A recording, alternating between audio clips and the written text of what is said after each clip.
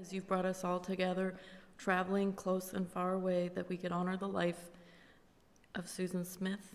Thank you again for your blessings and love. In your name I pray. Amen.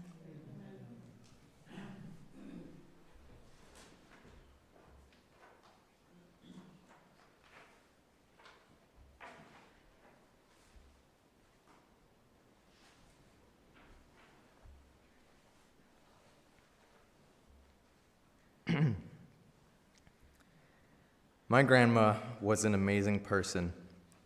As long as I can remember, she was there to take care of me, teach me, love me, and as many of you have told me before, she spoiled me.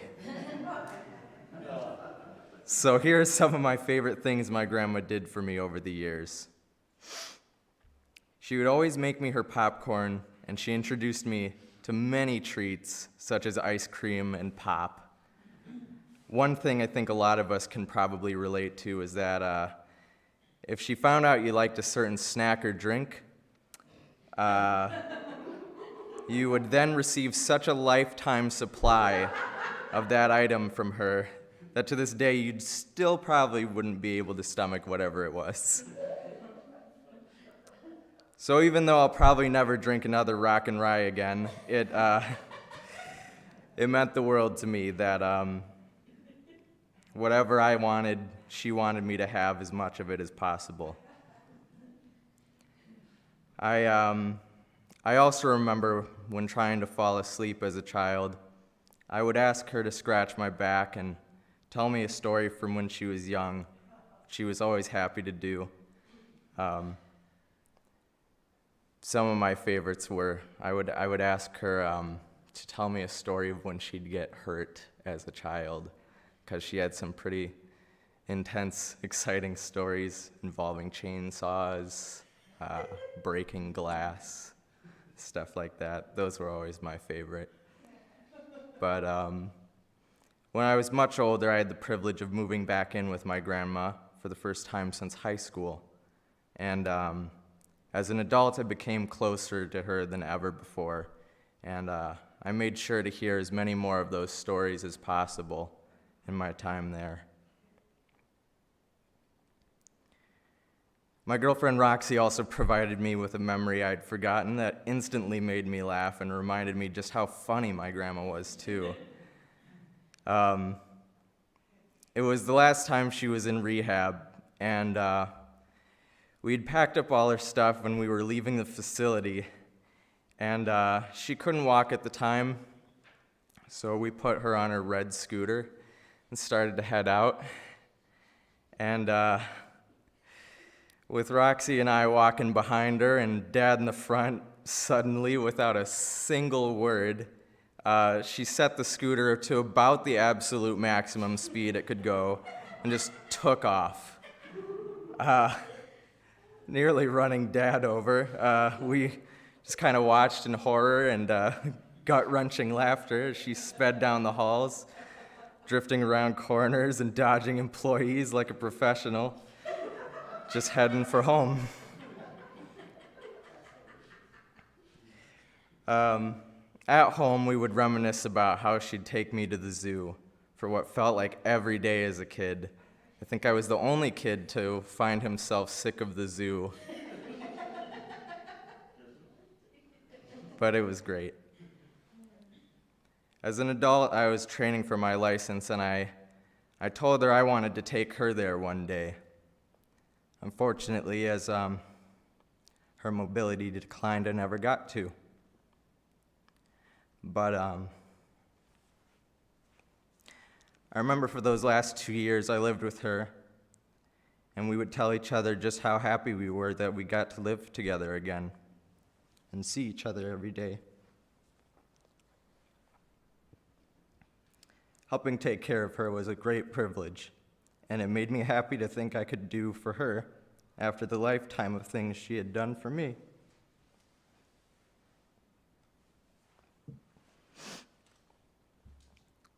Even if it meant figuring out how to make her hard-boiled eggs at 4 a.m.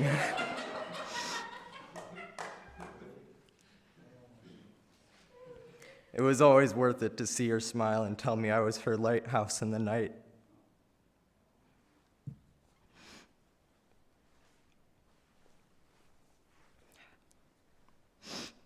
The level of acceptance, generosity, spirituality, and forgiveness that my grandma showed to anyone who would accept it is a true testament to how much she lived her life for God and for her family, whether it be blood or otherwise. I miss her so much, and will always continue to, but one of the last things she said to me was that she'd hoped she'd see me again in heaven. And there's not a doubt in my mind that as long as I make it there, we absolutely will see each other again. Thank you.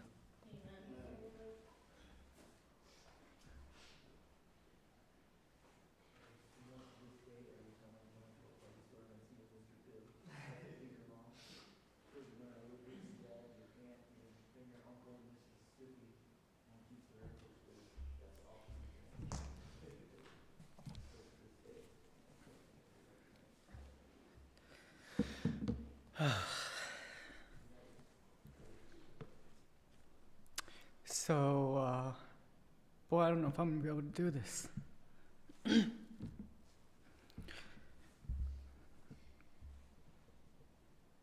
I want to thank the Petoskey Church, the congregation, Pastor Francis, for allowing us to do this. This is where Ma would want the service to be held. We grew up coming to church here, and on this very pulpit, Ma got all three of us up here and made us sing Silent Night for a Christmas concert. And of course, I got that one verse out of Silent Night that was the tricky one, and I froze right up here. And the piano player came back around, tried to pick me up again, and I froze again. And I was just standing there and tried to come and pick me up again, and I ran right out that door, crying like I'm probably going to cry today. We had good times here. So again, to the pastor, to the congregation of this church, thank you. And thank you for everybody else that's here during this pandemic uncertainty, as well as those that are watching on YouTube. So when you write something about Mom, what is there really to write? Anybody that knows Mom knows what she was about. She was no nonsense. She was loving. She was generous. She was caring. And she was the Dragon Lady. And I only swore in her face once, and then I learned not to do that again after picking my nose up off the floor. So, but she was always one for the underdog. I remember driving to church Sabbath morning on 8 Mile, and there was a van that was pulled over on the side of the road, and this guy was beating up this woman pretty bad and trying to drag her into the van. She was fighting for her life, and I'm in the front seat. Ma pulls over. This guy's trying to kidnap this young lady, who eventually broke free and ran, across, 8 lanes of 8 Mile. Mom pulled right over and was laying on that horn, and I'm ducked down in the seat thinking we're about to get shot. And the guy got in his van and he started circling the block, and Ma was right behind. For whatever reason, I don't know what was beneficial out of it, but she was laying on her horn, following him around the block until he left. But that's just how Ma was. She was always there for the underdog. She had a soft heart. You meet someone like Mom and you think that they're invincible, and you never think they're going to leave you. And when they do, you realize how important they were. I found out she was sick. My sister called me the night before. I was like, I'll just come out, and she lived for her kids. I'll see her, she'll be happy, and she'll fight whatever it is like she always does, and that would be that. But this was different, and I didn't realize it until it happened. But I'm glad that she got her way. She wasn't going to die in the hospital. She was going to go home she was going to see her kids and pass away in her house. And she always got what she wanted. She had us fooled. She never showed it. And I'm glad that I was able to hold her hand for hours and let her know what a great mom she was. I was going to read some lyrics of Buddy Hotelling's Family Reunion, but that ain't going to happen. So Buddy Hotelling, Family Reunion, it's a great song. The lyrics speak volumes. I encourage you to read that. Revelation 21 says, "Then I saw a new heaven and a new earth. From the old heaven and the old earth have disappeared, and the sea was also gone. And I saw the holy city, the new Jerusalem, coming down from God out of heaven, like a bride beautifully dressed for her husband. I heard a loud shout from the throne, saying, 'Look, God's home is now amongst his people. He will live with them, and they will be his people. God himself will be with them. He will wipe away every tear from their eyes.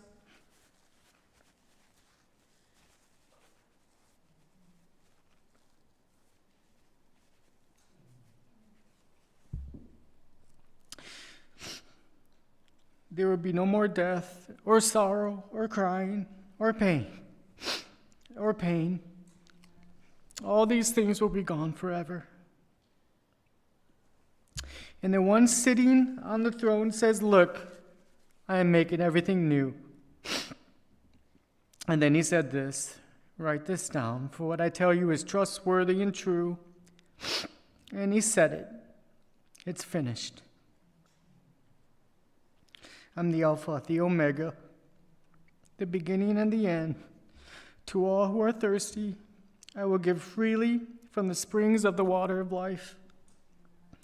All who are victorious will inherit all these blessings, and I will be their God, and they will be my children.'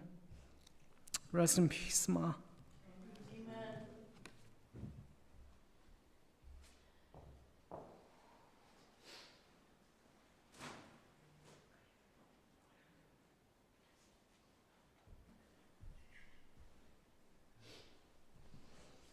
Hi, everybody. Mom was a very good person. When I didn't feel accepted, she made me feel accepted. And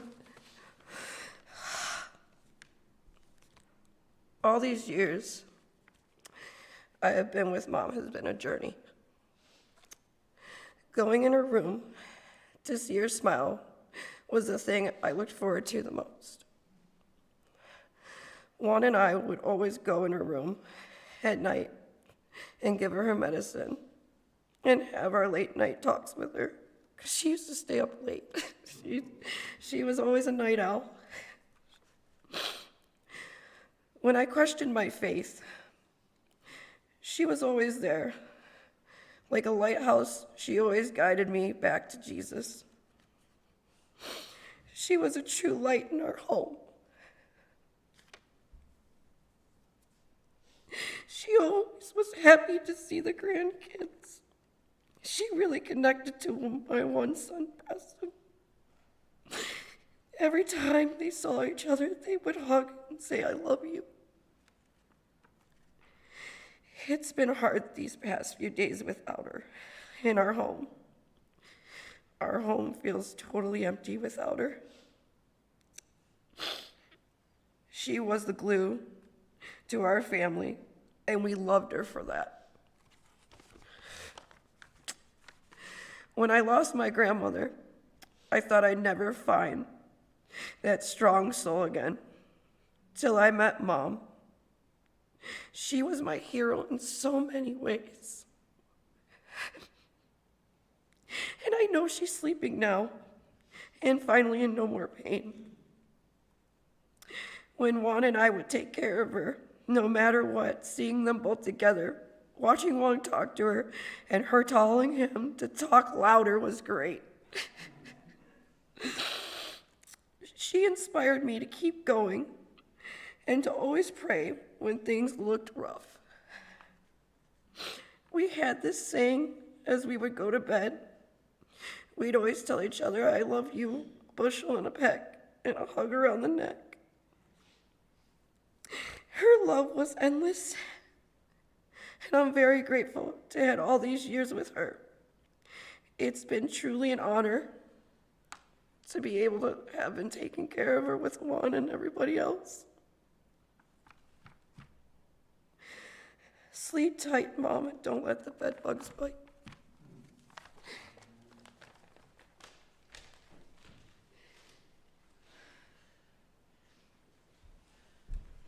Thanks a lot, Jazz.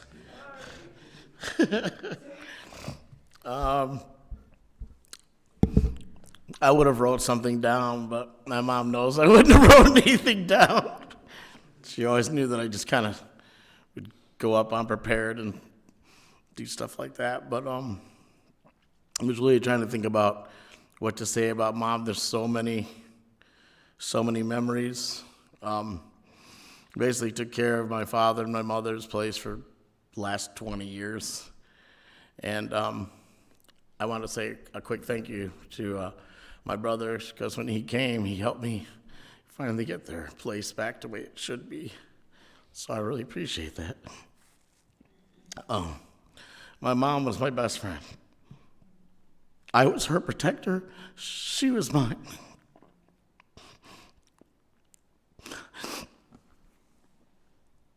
I spent every day taking care of her. I never left the house. I was there in 30 seconds, ever she needed me. And I'm so happy because we were able to keep our promises to each other. She promised me she'd fight strong enough to come home so that she could be with me and the family. And I was so glad that I got to be with her in her last moments, to let her know that all her kids loved her, all her family loved her, that she was not alone, that she was home in her bed. And when she passed, for those who don't know, she passed pain-free. It was probably about as easy, a best way that you could go. She got, like Walt said, she got everything she wanted. All the kids came, and I felt like she planned the whole thing. She was like, "Okay, I've seen everyone. Good night." You know what, about a half an hour later, 40 minutes later, I was sitting there, and the last word she spoke was my name.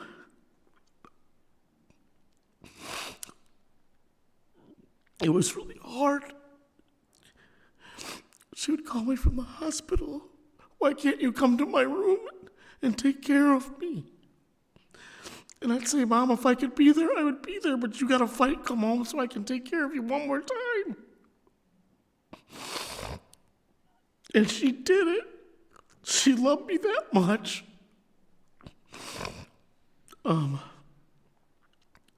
My mom was such a great understander of character. She could read someone in seconds. I had friends growing up that I shouldn't have had, and my mother would meet them, and they could fool everybody else, but not my mom. I remember one time I brought a friend home, and she met him at the door and smacked him in the head the first time she met him.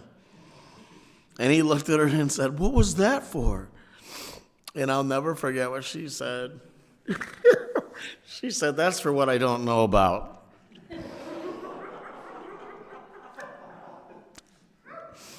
The whole time I took care of my mother, we switched roles over the years. And she used to put us in diapers and feed us and dress us and bathe us. And in the end, we had switched roles. So it's just been difficult because it's like losing a child too at the same time. My whole goal was like, I wanted to take care of her like she took care of us. And I told my mother daily, "You are not a burden. It is a privilege for all of us to take care of you. We could never give you back what you did for us. And I never could, no matter how much I tried, no matter how much I tried to be there, the fastest I could get there, the most I could spoil her. Now, Wyatt was saying she would spoil us. We would do the same. I was like, oh, you want a whatever? You want a chair? I'll order you one today. Like, you want a car? We'll get you a car. Although she only got to ride in it once. But mostly what my mom really wanted was for everyone to understand the love of Jesus. And if I was to speak for my mom, I think the most important thing that she would want is to have everyone in the kingdom.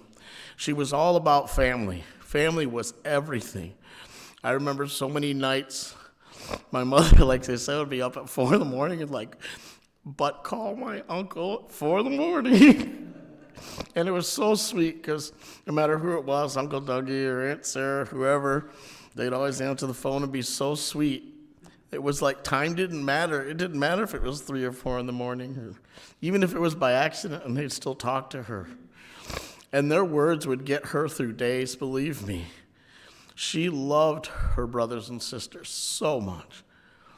And I'm so thankful that they also were so helpful with her and her happiness. A phone call, a talk meant everything. And I just wanted to thank everybody that was there for my mother and supporting us and supporting me. And my tears aren't really tears of sadness. They're more selfish because I just miss my mom. I know where my mom's going. I don't have the fears that the people of the world have. I don't have the uncertainties that the world has. And if you want to be able to have that kind of certainty and knowing and not worrying about where she is now or where she's gone or where she's going to be in the end, know Jesus. That's all she wanted to do is know Jesus. And you won't have to worry about those things. And so, like, basically, Wyatt said, too, that's a guarantee. You make it to heaven, you will run into Aunt Susan. You will find her. She'll find you. She'll find you, Jackie. She'll find you. And, but I guess the most important thing about my mom was that she lived by example. She did believe in correction. She did believe in discipline. But it was entirely motivated by love. Nothing my mom did was motivated by anger or angst or mice or anything negative. She was always positive. And that's why we were able to get along. My mom accepted me in all my weird ways and my weird clothes and my weird everything. She couldn't throw my tapes out the window anymore like she did back in the 80s, but it's one of those situations that I thought I was prepared for. I tried to mentally prepare for this for like 20 years. And like Walter said, you're not prepared.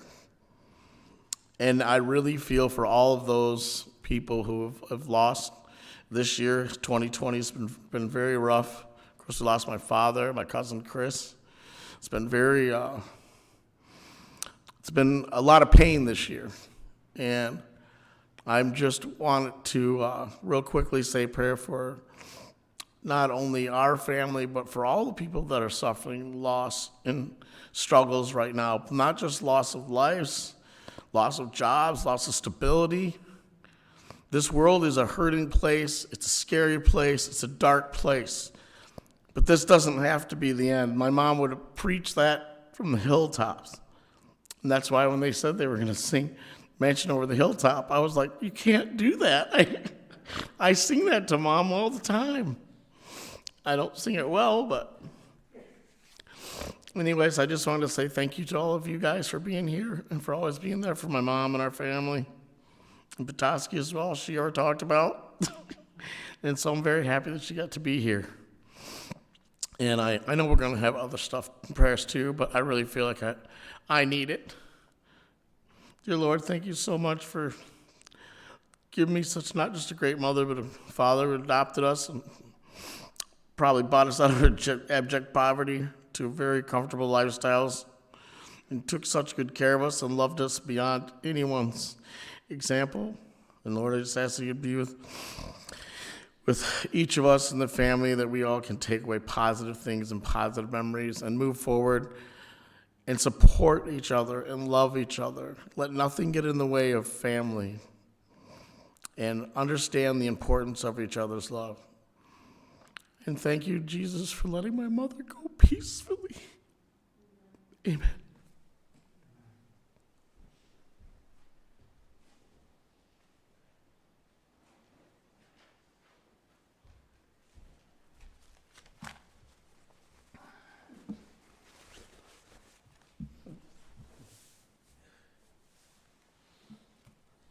Said,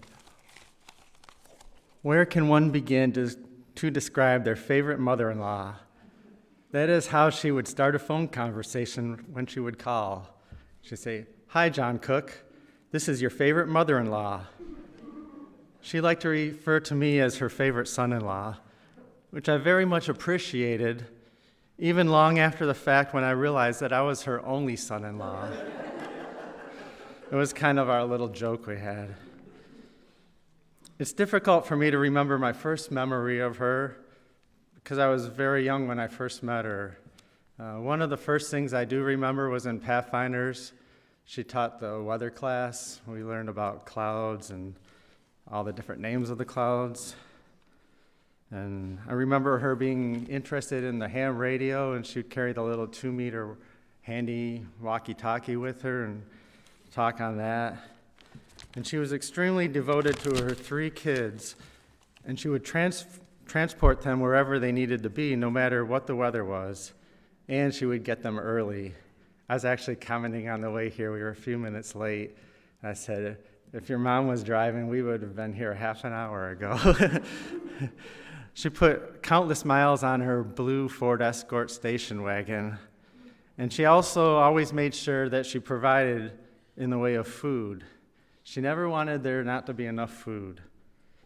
There was any family outing or any church outing, any gathering. I remember her making taco salad in a metal bowl. It was like, you could feed an army with that thing.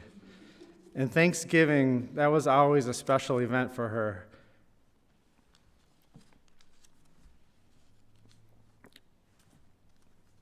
And she always went all out.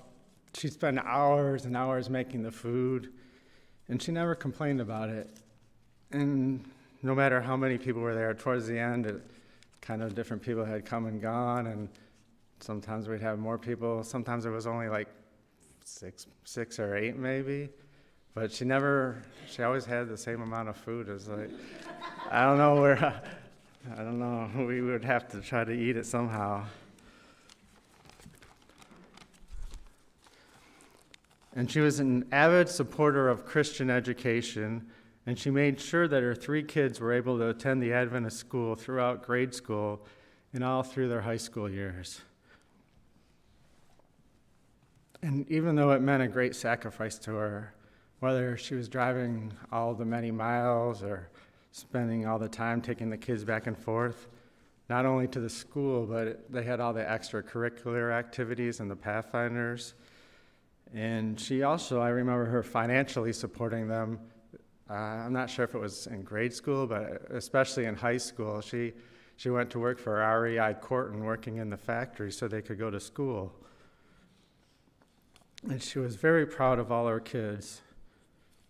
She's also a very independent woman who knew how to roll up her sleeves and fix things. And I remember many times where I would find her with a hood of a tractor propped up or the hood of a car, and she'd be working on something under there. And it was a pretty long time ago. I remember offering to help her a few times to cut the grass.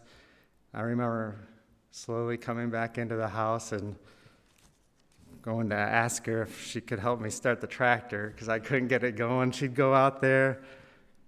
She'd come out to the barn. She'd hop on the tractor. She'd push a bunch of buttons, move a bunch of levers, step on some pedals, and then she would turn the key, and the thing would always start right up.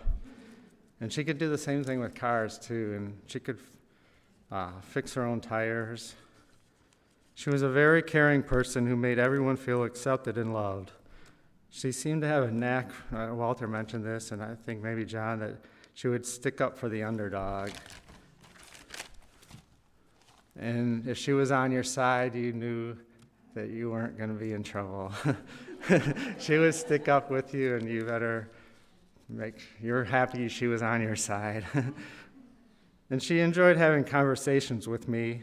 And in fact, on her last day of life, she told me, "You know, John Cook, I really have enjoyed our conversations over the years, except when you ticked me off." And then she turned over to me, and then she kind of gave me a smile. And we always got along, but sometimes I'd like to tease her and joke around with her. And if I teased her too much, she'd look at me and she'd say, "You're getting awfully close to the buzzsaw." Most of our conversations, though, were about either a book she was reading or a sermon she listened to, or about what was going on at the church because she wasn't able to attend for a while due to her health. Her favorite holiday was always Christmas.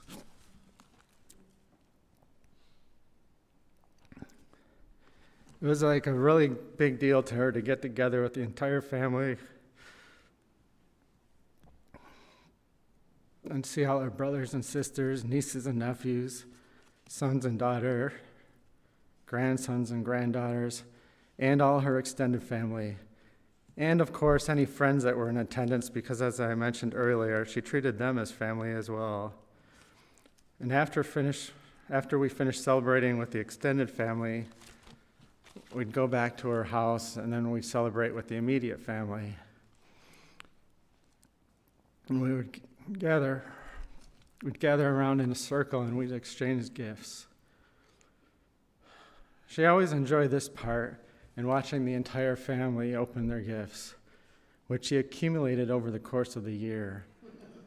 And as soon as Christmas was over, she'd start looking for things to buy for the next Christmas and secretly stash them in different areas.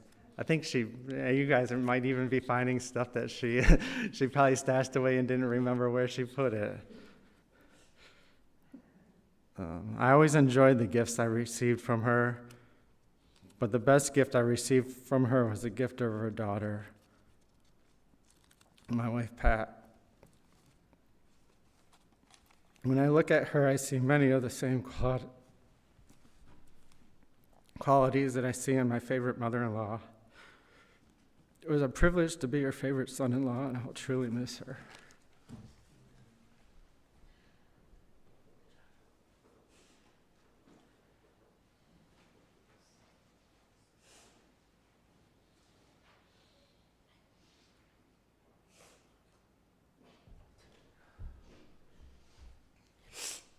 That was all good until that very last sentence. Whew. The first thing I wanted to tell those that are watching on live stream that after the sermonette, which is next, we're going to be shutting the live stream off because we have a song we want to play, which is called Peace in the Valley, and we don't want Petoskey Church to get in trouble for copyright laws. But after that, it was a closing prayer, so we'll get the majority of the service. Also, I'd like to thank the Petoskey Seventh-day Adventist Church for live streaming this, and I would like to thank all of you for watching, knowing that you're doing this is giving us support. If we didn't live in this COVID world, we'd be having this funeral for my mom that she deserved at the Warren Seventh-day Adventist Church with standing room only, because that's how special our mom was.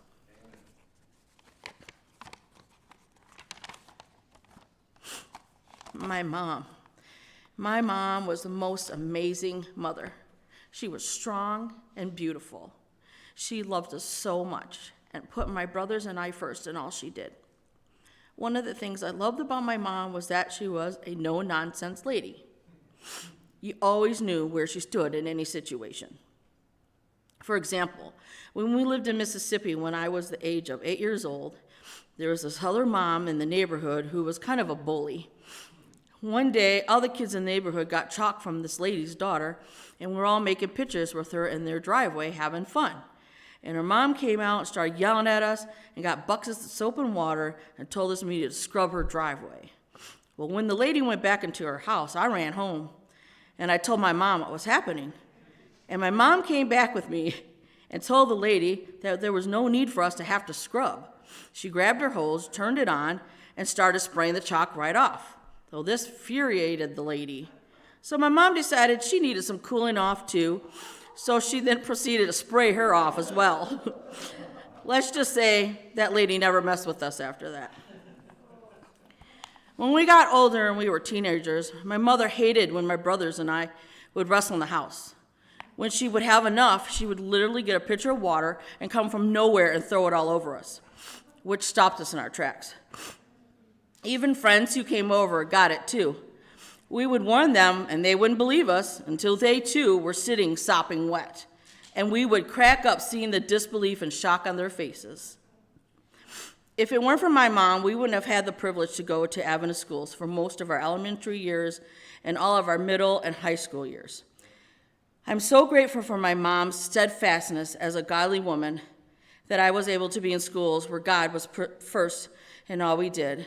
And my mom never wavered in her beliefs and was one of the most spiritual women I knew. My mom's character was of Christ. She was such a loving and caring person who accepted everyone she came across. She was especially great with the youth. When I went to boarding academy, she would come visit, and the instant she walked in the girls' dorm, all the girls would be so excited to see her that they would swarm her, giving her hugs and telling her how school was and life was going, and I'd always be waiting to get to see and hug my mom. Even though this was the norm, it never bothered me. It just made me feel even more special and proud to be her daughter. Back in middle school years, we didn't have M53. We just had a one-way road. My mom was so dedicated that she would drive us back and forth to school from Romeo, Michigan to Warren, Michigan. And in the winter months, some days we would be on the road for over 3 hours. She was always ready for any situation. We always had a cooler in the car with snacks and drinks, blankets, and pillows. So if we got hungry, thirsty, or tired, we were all set. She was also part of the Pathfinder Club in Warren, and the class I remember the most that she taught was on weather, especially about clouds like nimbus, cumulus, and stratus. Some days after Pathfinders, we would be playing with our friends, and my mom would keep telling us we need to go. She would get in her car and drive out of the parking lot to the main road with us running after her. When growing up and you got in trouble, you either were washing your mouth out with soap or you were going into the woods by my grandma and grandpa's house and picking out your own switch to get spanked by on the back of your legs. She would always say, "This hurts me more than it does you."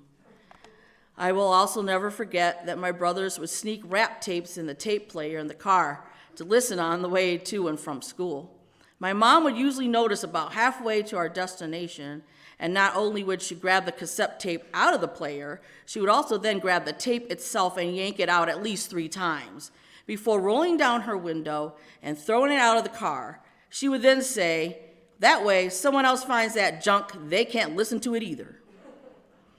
One thing my mom asked us to promise her earlier in life is that we never put her in her nursing home and that she'd be in her home when she passes away. My mom knew she was nearing the end of her life here on earth. She had been in the hospital 1 day shy of 2 weeks. One day before her death, she called me and said just 6 words before hanging up. "Hospice, home, this is your mother." She made it home on Friday the 13th at around noon. She spent the day surrounded with love and affection by those who cherished her. She passed quickly, just 9.5 hours later. I'm asking everyone here and watching that you continue to keep my brothers and myself in prayer. My mom was our world, our rock, and we are all missing a huge piece of our hearts. Right now, we are not okay, and this is going to take us time to accept that this is our new normal. We lost both of our parents within 7 months of each other. This is a huge emptiness, and it's so hard to wake up every day realizing this is real. However, we do have the hope of Jesus' second coming. And in 1 Thessalonians 4:14, 16 to 18, it says, "For if we believe that Jesus died and rose again, Even so God will also bring with him all those who have fallen asleep through Jesus. For the Lord himself shall descend from heaven with a shout, with the voice of the archangel, and with the trumpet of God, and the dead in Christ shall rise first. Then who are alive and remain shall be caught up together with them in the clouds, to meet the Lord in the air. And so we shall ever be with the Lord. Therefore comfort one another with these words. This is what I cling to, knowing that there is a second coming, where there will no longer be sorrow or mourning, and where I know I will see my mother again. This being said, only if I remain to have a relationship with Jesus, living my life for him.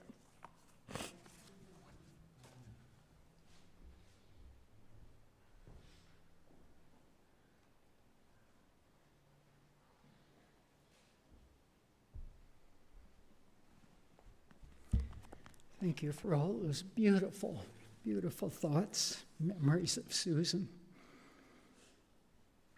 Years ago, when we were fairly new at the Warren Church, our daughter Carrie was the only girl that was in the Sabbath school class and in the church area. And we started praying as a family. We thought, Lord, it would be really nice if she could have a friend.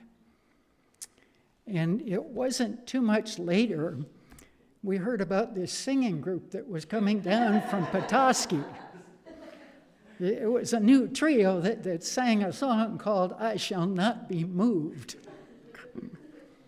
We met Susan at that time.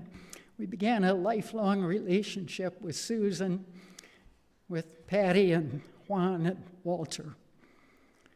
And as time went on, Patty and Carrie became the best of friends. And then somewhere along the line, Patty and John became best of friends. And after a while, John and Pat were married, and it turned out we were all family. So through the years, we spent a lot of time with Susan, with the kids, at church, at school, in the Pathfinder Club. And we always remembered it, like at the camp meeting, Susan with this humongous silver bowl of popcorn after the meetings.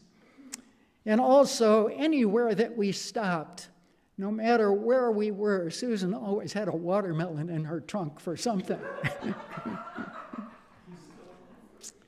Now, Marilyn shared about a time she was in Kmart's, and she heard this voice, and it said, Juan Carlos, Walter Alberto, get over here.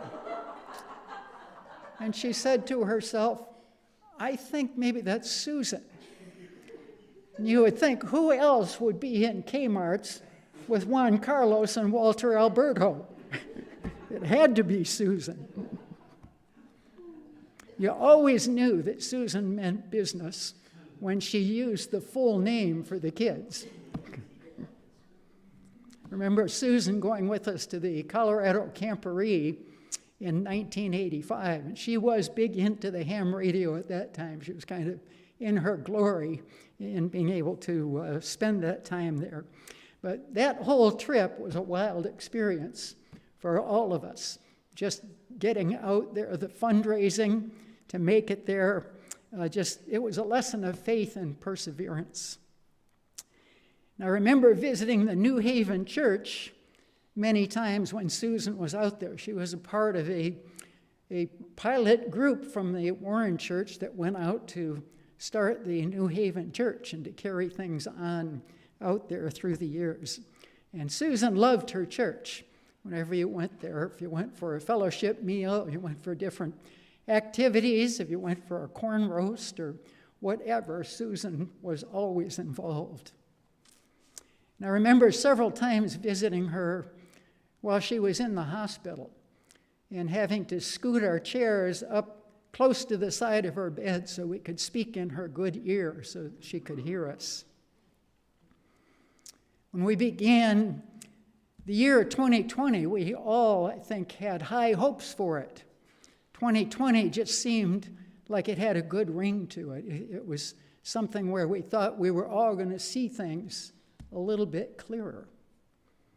And it turned out anything but.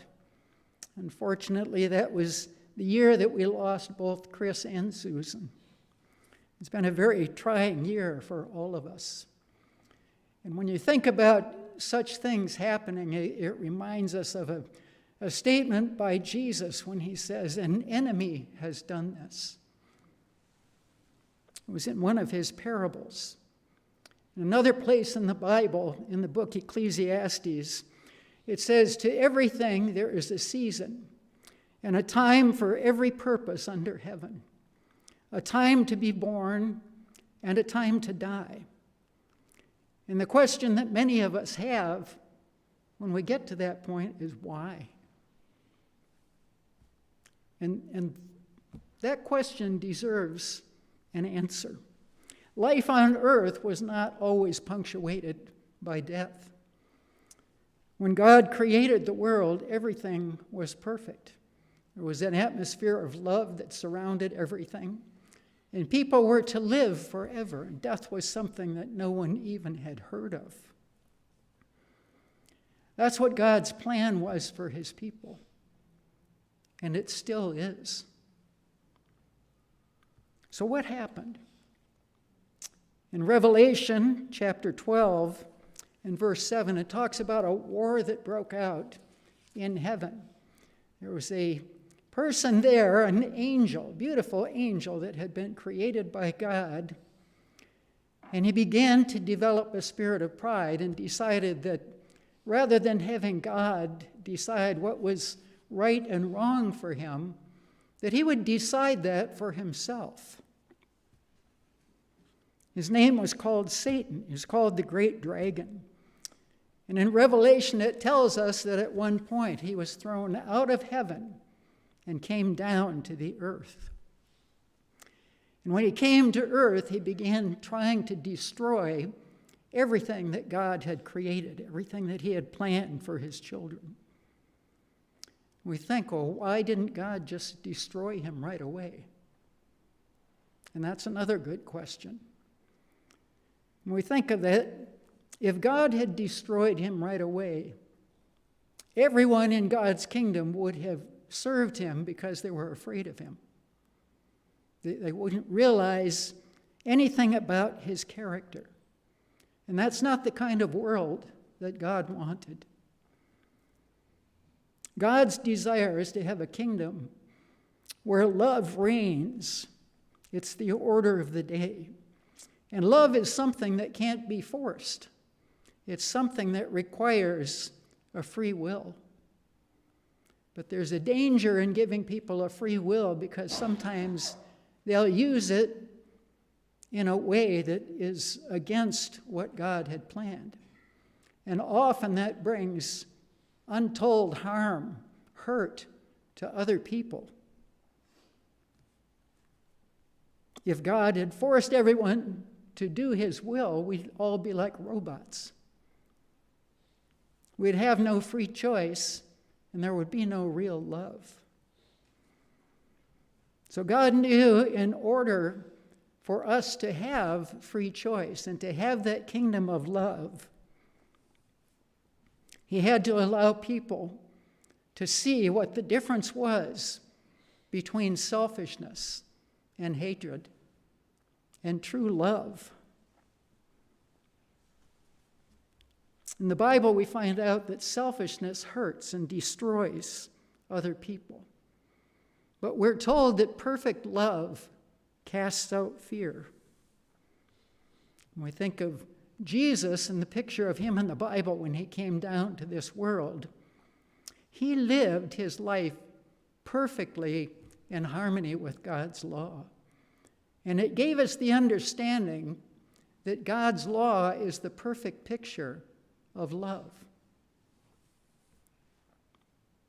Our first parents, Adam and Eve, joined in the rebellion with Satan and decided they too wanted to make their own decision about what was right and what was wrong. And they brought into our world the experience called death. And the problem was that because of separating themselves from God, They no longer had eternal life, and they couldn't pass anything on to their children except death. In the book of Job, one of the earliest people in the Bible that we hear of, Job is contemplating. He's contemplating life and he's contemplating death. And he said, when a man dies and is laid low, he breathes his last, and he's like the water in a lake that dries up. It's like a riverbed that becomes parched. He said he lies down and he doesn't rise up again until the heavens are no more. And he's thinking here, and he says, till the heavens are no more. And his word to God is, couldn't you hide me in the grave until this trouble is past, and then call for the work of your hands to come forth and to experience the life that you have for us? And in Job 19, verses 25 to 27, Job says, I know that my Redeemer lives, and that he'll stand at last on this earth, and that after my skin is destroyed, even after I've been in the grave, my eyes will behold him. And how my heart yearns for that day. And when we think of that ourselves, how our hearts yearn for that day when we will see those who have gone on before us. Job was alluding to a promise that was made in the Bible of someone who was going to come into this world called the Redeemer. He was called the resurrection and the life. He was called Jesus, and he was the one that could make things right again. God's law had to be maintained in order for us to experience what true love was like in living among other people. But in order to show us what true love was like, Jesus had to come into this world and do something rather amazing. When we think of the picture with death staring all of us in the face, it was like standing there in front of a loaded cannon that was about to be fired off, bringing death upon the whole human race. And Jesus knew he couldn't stop that cannon from being fired, but he could turn it around and let it fire on him instead of us. And that's exactly what he did when he went to the cross for us. There's a Bible verse that says, weeping may endure for the night, but joy comes in the morning. For anyone that chooses to trust their life to Jesus, this statement is true. Even when we experience something as terrible as death, God is able to bring something good out of it. When he says that though we die, yet shall we live again because of what he's done. I really appreciated hearing different things about Susan as she was near the end of her death, and one of them most touching, I think, was her saying at different times, I love you, Pat. I love you, Juan. I love you, Walter. And on for the whole family till she had named them, letting them know that she loved each of them. And the reason that was so meaningful, Susan letting each person know that, is because Susan gave her whole life for her children. She was there to make sure that they could attend the Adventist schools.